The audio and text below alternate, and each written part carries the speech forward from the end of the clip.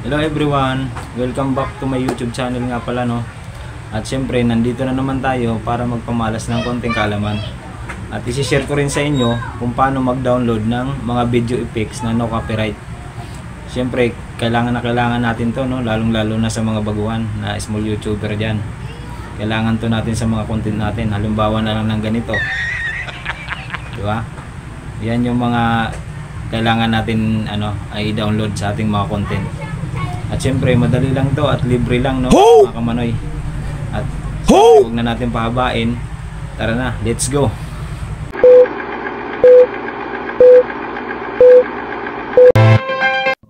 Nga pala, no, nandito na tayo sa screen ng cellphone nyo, no. Hanapin nyo lang yung Chrome browser nyo. Tapos pag nakita nyo na, i-click nyo lang. Pag na-click nyo na dito sa searching box, i-type lang natin yung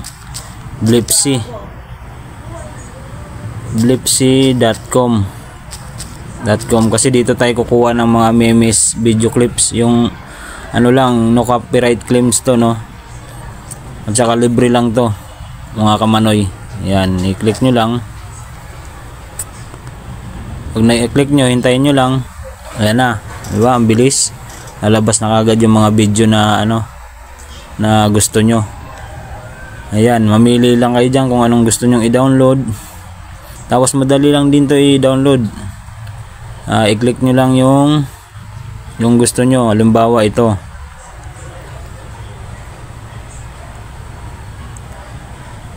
Yan. Oh.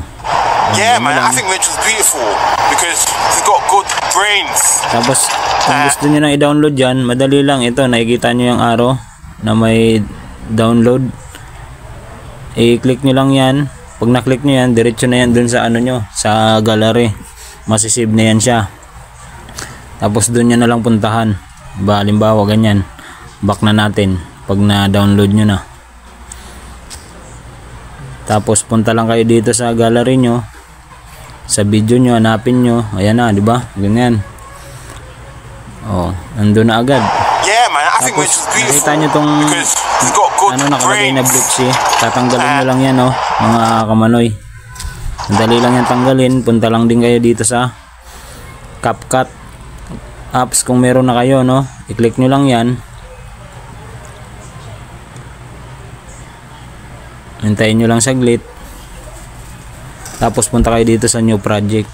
Yan, click nyo. Tapos hanapin nyo na yung video na dinownload nyo. I-click nyo. Tapos i-add nyo. O, ganun lang kadali.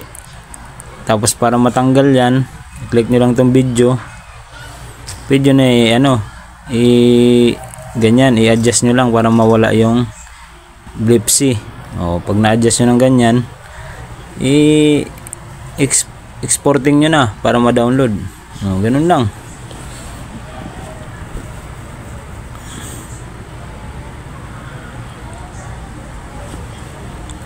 Done. O, tapos tingnan nyo ulit.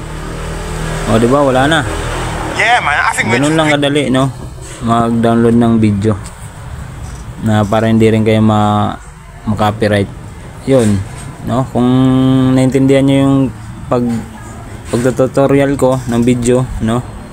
Thank you nga pala sa panonood nyo, no, at sa paglaan nyo ng oras para sa video ito.